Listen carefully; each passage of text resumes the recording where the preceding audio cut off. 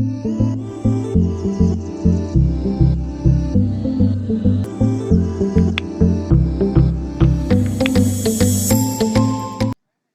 পরীক্ষায় কম্প্রিহেনশন থেকে 5 ধরনের প্রশ্ন আসে। তো সাধারণত কম্প্রিহেনশন থেকে 5টা প্রশ্ন আসে। অ্যাজ ইউজুয়ালি 1.2 মার্কস করে 6 নাম্বারের জন্য আসে, অনেক সময় আবার 5 নাম্বারের জন্য 1 নাম্বার করে 5 নাম্বারের জন্য আসে। তো কয় নাম্বারের জন্য আসে সেটা মূল ফ্যাক্টর না, মূল ফ্যাক্টর হচ্ছে কম্প্রিহেনশন থেকে কোন টাইপের প্রশ্ন আসে, সেই টাইপের প্রশ্নগুলি আমরা কিভাবে আনসার করব, এটা জানা। তো যেহেতু তোমাদের রাইটিংটা ইনক্লুডেড, আমি আশা করছি বা আমার মনে হচ্ছে রাইটিং এও কম্প্রিহেনশন হচ্ছে, যেহেতু সিলেবাস আমাদের দিয়ে দিয়েছে, রাইটিং এ কম্প্রিহেনশন আসার কোনো সম্ভাবনা নাই। তোমাদের এমসিকিউতে কম্প্রিহেনশন দিতে পারে, যেখানে 4টা বা 5টা প্রশ্ন হয়তো দিতে পারে। আর সে প্রশ্নগুলি কেমন হয় একটু বুঝবা। প্রথমে বলি, আমরা একাডেমিক লাইফে যে কম্প্রিহেনশনগুলি সাধারণত সলিউশন করে থাকি, একাডেমিকে কম্প্রিহেনশন সলিউশন আর এডমিশন টেস্টের কম্প্রিহেনশন সলিউশন এক জিনিস নয়, দুইটা জিনিস সম্পূর্ণ আলাদা, একটার সাথে একটা কোনো মিল নাই। তোমরা একাডেমিকে কম্প্রিহেনশন করার জন্য যেটা করতে, প্রথমে কম্প্রিহেনশন পড়তা, তারপর আনসার করতা। কিন্তু এডমিশন টেস্টে যেটা প্রথমে আমি বলি, কম্প্রিহেনশন সলিউশন করতে গেলে প্রথমে তুমি প্রশ্ন পড়বা, তারপর তুমি আনসার করবা। আর প্রশ্নগুলি পড়ে তোমাকে বের করতে হবে কোন প্রশ্নটা কোন ধরনের। যেমন প্রথমে তোমার একটা প্রশ্ন আসে, টাইটেল অথবা main theme of the passage based question. এমন একটা প্রশ্ন আসবে যে প্রশ্ন দ্বারা হচ্ছে তোমার প্যাসেজের টাইটেল কি অথবা মূল থিম কি, মূল অবজেক্টিভ কি, সেটা জানতে চাবে। এই টাইপের একটা প্রশ্ন আসবে। 2 নাম্বার আসবে হচ্ছে পারপাস বেসড কোশ্চেন, যে তোমার যে প্যাসেজটা আসছে সেই প্যাসেজটার উদ্দেশ্য কি, তোমাকে সেই উদ্দেশ্যটাকে ডিটারমাইন করতে হবে, সে উদ্দেশ্য বেসড প্রশ্ন আসবে। 3 নাম্বার প্রশ্ন আসবে হচ্ছে ভোকাবুলারি বেসড কোশ্চেন। তোমার প্যাসেজের একটা ওয়ার্ড দিবে, বলবে প্যাসেজে অবস্থিত ওই ওয়ার্ডের অর্থ কি, তোমাকে ওই ওয়ার্ডটা প্যাসেজে কি অর্থে বসছে সেটা বের করে ওই অর্থটাকে আনসার করতে হবে। এটা হচ্ছে ভোকাবুলারি, আমি একটু পরে প্র্যাকটিস করাবো তাহলে বুঝতে পারবা। তারপর হচ্ছে ইনফরমেশন বেসড কোশ্চেন, তোমার প্যাসেজের উপর ভিত্তি করে প্যাসেজ থেকে একটা বা দুইটা প্রশ্ন থাকবে, যেগুলো প্যাসেজের ভিতরে প্রশ্ন আনসার থাকবে, সেখান থেকে তোমাকে খুঁজে বের করতে হবে। আর সবচেয়ে বেশি প্রশ্ন আসে ইনফারেন্স অথবা জাজমেন্ট বেসড কোশ্চেন, যেখানে তোমাকে তোমার মতামত দিতে হবে, তোমার জাজমেন্ট পাওয়ার দিতে হবে, বা তোমার বেসিক্যালি যেটাকে বলা হয় তোমার জাজমেন্ট, ট্রু জাজমেন্ট তোমাকে যেখানে অ্যাপ্লাই করতে হবে। এটা হচ্ছে ইনফারেন্স বা জাজমেন্ট বেসড কোশ্চেন। হ্যাঁ, আচ্ছা, তোমার মতামত যেটাকে দিতে হয়। এই 5 ধরনের প্রশ্ন আসে। এখন কোন ধরনের প্রশ্ন আসলে আমরা ভাববো কোন টাইপের প্রশ্ন, সেটা বুঝবো কিভাবে, সেটা আমি এখন বলবো। আর ওই টাইপের প্রশ্ন আসলে কিভাবে সলিউশন করবো সেটাও আমি এখন বলবো। তো প্রথমেই আমি কম্প্রিহেনশন সলিউশন করার জন্য যেটা করতে হবে সেটা আমি বলি। তুমি প্রথমে 5টা প্রশ্ন পড়বা, পড়ে সাইড দিয়ে একটু নোট রাখবা যে কোনটা কোন টাইপের প্রশ্ন আসছে। এটা পড়ার পরে তুমি প্যাসেজটা 2বার পড়বা। 2বার পড়ে তোমার যে 5টা প্রশ্ন আসছে সেই 5টা প্রশ্নের সাথে যে যে লাইনগুলি প্যাসেজে মনে হচ্ছে মিল আছে, ওই লাইনগুলি একটু আন্ডারলাইন করবা। আন্ডারলাইন করে আনসার করার চেষ্টা করবা। এখন আসো আমরা কিভাবে বুঝবো একটা প্রশ্ন যে আমার টাইটেল বেস প্রশ্ন, সেটা একটু বোঝার চেষ্টা করি। একটা প্রশ্ন যে টাইটেল বেস প্রশ্ন, সেটা বোঝার উপায় হচ্ছে যদি প্রশ্নটা এমন হয়, the passage deals with, the passage deals with, পরীক্ষা দিতে পারে দ্য প্যাসেজ ডিএল উইথ, প্যাসেজটা কি নিয়ে, the passage is about, what does the passage indicate, which of the following to be the title, theme, content of the passage. এই 4 ধরনের কোনো একটা প্রশ্ন যদি তোমার পরীক্ষা আসে, তাহলে তুমি ধরে নিবা, তাহলে তাহলে হচ্ছে তুমি ধরে নিবা এটা একটা হচ্ছে টাইটেল বেস প্রশ্ন। হ্যাঁ, তো টাইটেল বেস প্রশ্নগুলি সাধারণত বলে রাখি, তোমার হচ্ছে সাধারণত তোমার যে টাইটেলটা থাকবে সেই টাইটেলটা হবে তোমার রূপকধর্মী টাইটেল। রূপকধর্মী টাইটেল, দ্যাট মিনস তোমার অ্যাজ ইউজুয়াল প্যাসেজের সাথে সরাসরি মিল থাকে এরকম প্রশ্ন আনসার করা যাবে না। হুম, যেমন ধরো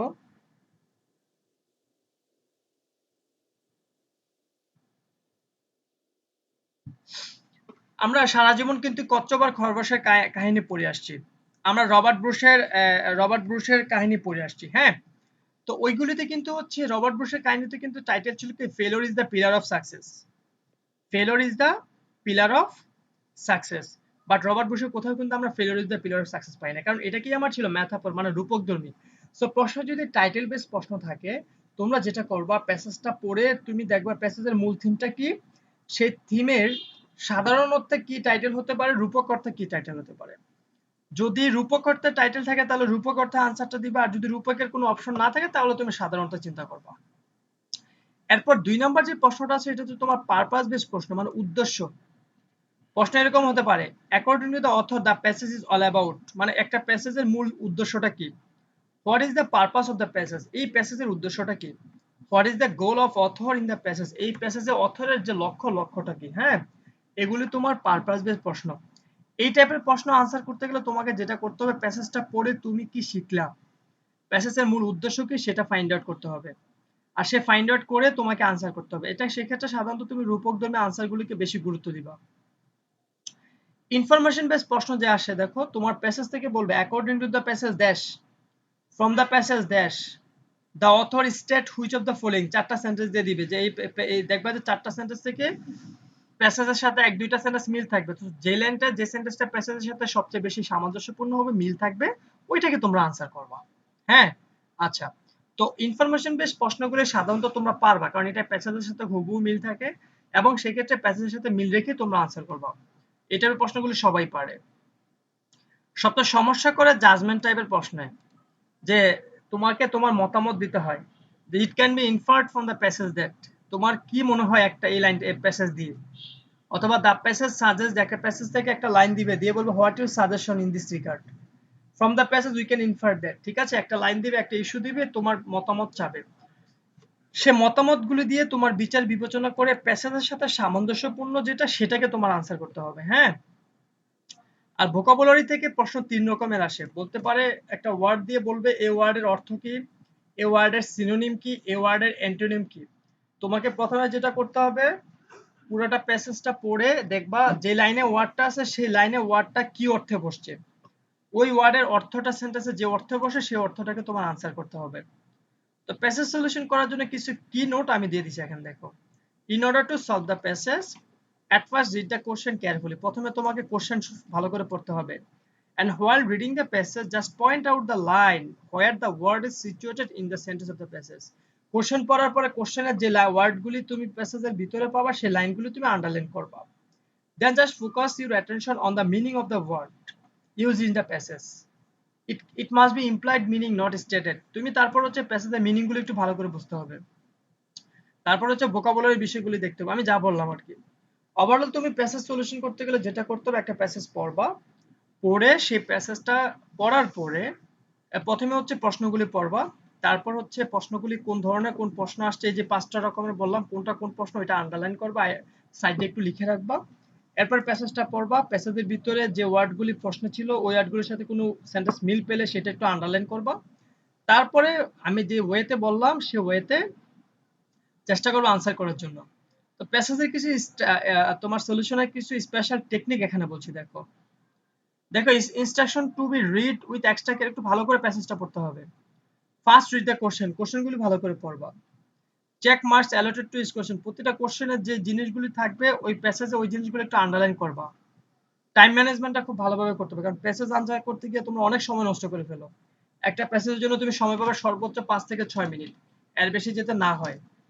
হাইলাইটেনিং দ্য কিওয়ার্ড, ওই যে বললাম প্রশ্ন যে প্রশ্নগুলি থাকবে, প্রশ্নের যে ওয়ার্ডগুলি ইউজ হবে সে ওয়ার্ডগুলি, প্রশ্ন তোমার যে ওয়ার্ডগুলি ইউজ হবে সেই ওয়ার্ডগুলি প্যাসেজের সাথে যে অংশটা মিল থাকবে সেই অংশটাকে তুমি আন্ডারলাইন করবা, হাইলাইট করবে যেটাকে বলে। অ্যাভয়েড কপিং টেক্সট ডাইরেক্টলি, খুবই ইম্পর্টেন্ট একটা মেসেজ এটা। তুমি যখন প্যাসেজ আনসার করতে যাবা যে লাইনটা প্যাসেজের সাথে একদম হুবহু মিল থাকবে এটা কখনো আনসার করবে না। আচ্ছা, তারপর হচ্ছে এই জিনিসগুলো মোটামুটি জানলে হবে। তো আমি একটা প্যাসেজ সলিউশন করাই তোমাদের। হ্যাঁ, একটা প্যাসেজ সলিউশন ভাই প্যাসেজ কি ভাই, যে এই প্যাসেজ গুলো কি ভাই একবারে কোর্স সবার লাস্টে করলে বেটার হয় ভাই, যেহেতু টাইম অনেক সময় খেয়াল দিতে পারে 5-6 মিনিট লাগে, যদি টাইম যদি বেশি নিয়ে নেয়। এডমিশন টেস্টে যখন তোরা প্যাসেজ আনসার করবে সবার শেষে আচ্ছা প্যাসেজ আনসার করবে সবার শেষে। আচ্ছা, আমরা একটা প্যাসেজ সলিউশন করি, হ্যাঁ, তাহলে আমরা বুঝতে পারবো। যেমন এই প্যাসেজটাই আমি যদি স্যাম্পল হিসাবে ধরে নিই, আমার প্রথম প্রশ্ন আছে কি, which of the following is the title of the passage? That means আমি সিম্পল বলতে পারি কি এটা আমার টাইটেল বেস প্রশ্ন। আমি তোমাদের দেখাই দিচ্ছি কিভাবে পরীক্ষা আনসার করবা। সো প্রথম প্রশ্নটা যে টাইটেল সেটা বুঝে গেছি আমরা, আমরা সাইডে টি লিখে ফেলবো। What is the author purpose, that means ছোট করে সাইডে পারপাস লিখে ফেলবো, এটা purpose based. According to the passage, প্রশ্নে অ্যাকর্ডিং টু দ্য থাকা মানে হচ্ছে information. From the passage we can infer, প্রশ্ন যদি ইনফার ওয়ার্ডটা থাকে, দেখো অনেক প্যাসেজ ইনফার ওয়ার্ডটা থাকে, ইনফার ওয়ার্ডটা থাকা মানে হচ্ছে জাজমেন্ট, ঠিক আছে। The word savage used in the passage, used in this passage in line 1, এক নম্বর লাইনে একটা ওয়ার্ড আছে কি savage, এই যে savage। সো সেটা কি ভাই? যখনই আপনার এটা ডিস্টার্ব হ্যাঁ যখনই বলবে সাথে সাথে এই ওয়ার্ডটা আমরা আন্ডারলাইন করে ফেলবো, মার্ক করে ফেলবো। দ্যাট মিন্স ভাই, একটু আগে যা বলছেন কিছু বুঝি নাই ভাই, আপনার এটা সমস্যা কিছু ভাই? আচ্ছা সমস্যা নেই, এগুলো আবার পরে বলবো, মনোযোগ সহকারে বোঝো, এটা ভোকাবুলারি। তো আমি যখন ইনফার আমি বলি, ইনফারেট আবার একটু বললেন ভাই, হ্যাঁ, ইনফারেট আবার একটু বললেন। ইনফার্ট থাকা মানে জাজমেন্ট, মানে আমাকে কি জাজমেন্ট হতে হবে, জাজমেন্টাল হতে হবে, বিচার বিবেচনা সম্পূর্ণভাবে আমাকে আনসার মানে বুঝতে হবে এটা কোন টাইপের প্রশ্ন করা হয়েছে। হ্যাঁ, বিচার বিবেচনা চিন্তা করে আমাকে জাজমেন্ট টু জাজমেন্ট হয়ে আমরা প্রশ্নটাকে আনসার করার জন্য চিন্তা করতে হবে, এটা হচ্ছে ইনফারেন্স। আর ওয়ার্ড তো বললামই। তো এখন আমি এই টাইপের জিনিসগুলো যেহেতু দেখলাম, এখন আমি প্যাসেজটা পড়বো। প্রথমে বলে রাখি প্যাসেজটা পড়ে তুমি হয়তো 50% অর্থ জানবা আর 50% অর্থ জানবা না, তাই স্বাভাবিক, এর বেশি জানার প্রয়োজন নাই। দেখো, though Paul Gauguin himself recognized both sensitive and savage as two opposite part of his character, আমি কিন্তু এখন চাইলে savage এর মিনিংটা বের করতে পারি। অনেকে বলতে পারে ভাই আমি তো হচ্ছে অনেক ওয়ার্ড ম্যাক্সিমাম জানি না, অনেক সময় ওয়ার্ড না জেনেও একটু ব্রেন খাটিয়ে আমরা কাজ করতে পারি। দেখো আমি কি বলছি, দো পল গগন রিকগনাইজ হিমসেলফ, পল গগন হচ্ছে নিজেকে বলে থাকে তার লাইফের দুইটা দিক, একটা সেন্সিটিভ, তুমি যদি সেভেজ অর্থ নাও জানো সেন্সিটিভ অর্থ যদি জানো তাহলে কিন্তু বুঝবা। সেন্সিটিভ মানে কোমল, আর কোমলের বিপরীত কি, কর্কশ নাকি নিষ্ঠুর বর্বর। সো সেভেজ অর্থ কি হবে, অবশ্যই কর্কশ নিষ্ঠুর বর্বর, তাই না, অফিস ক্যারেক্টার, তার ক্যারেক্টার দুইটা দিক। আচ্ছা, তো আমরা চাইলে এই ভোকাবুলারিটা এখনই আনসার করে ফেলতে পারি। The word savage used in the passage line 1 means, যে savage মানে কি, savage মানে হচ্ছে কি বর্বর, বর্বর ইংলিশ কি আমরা ক্রুড কে বলতে পারি।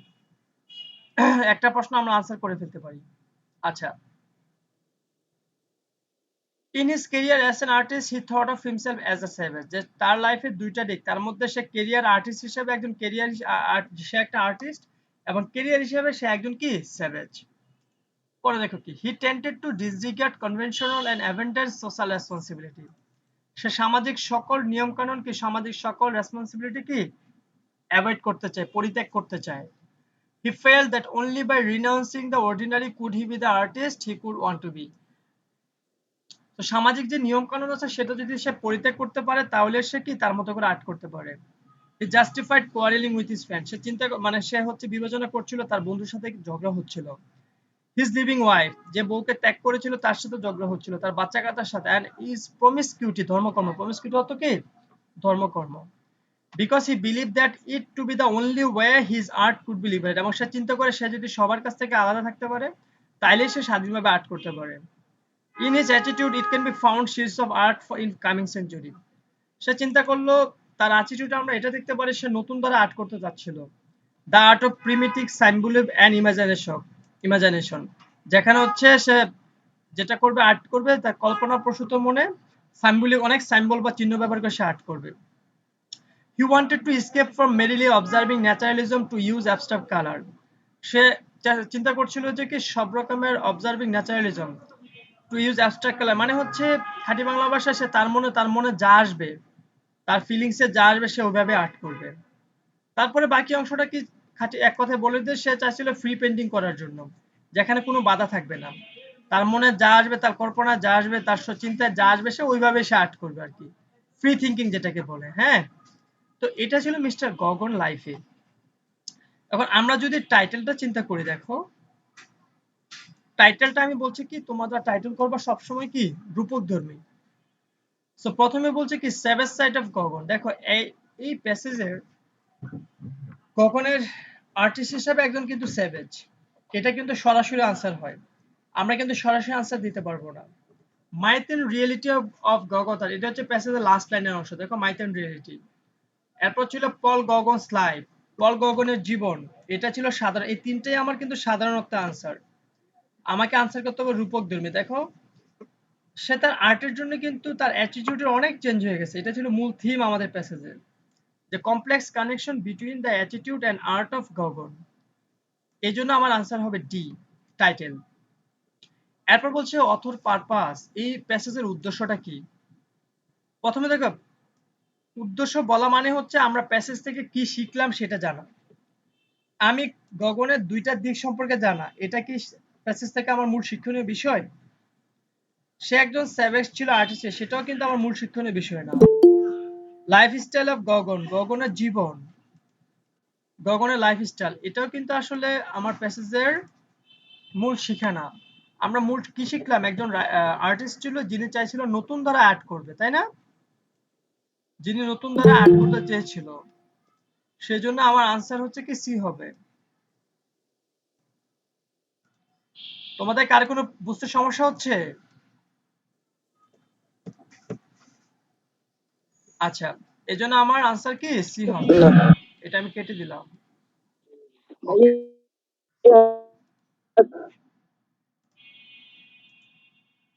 ভাইয়া, ভাইয়া 2 নাম্বারটা আরেকটু বুঝাই দিন। পারপাস মানে উদ্দেশ্য।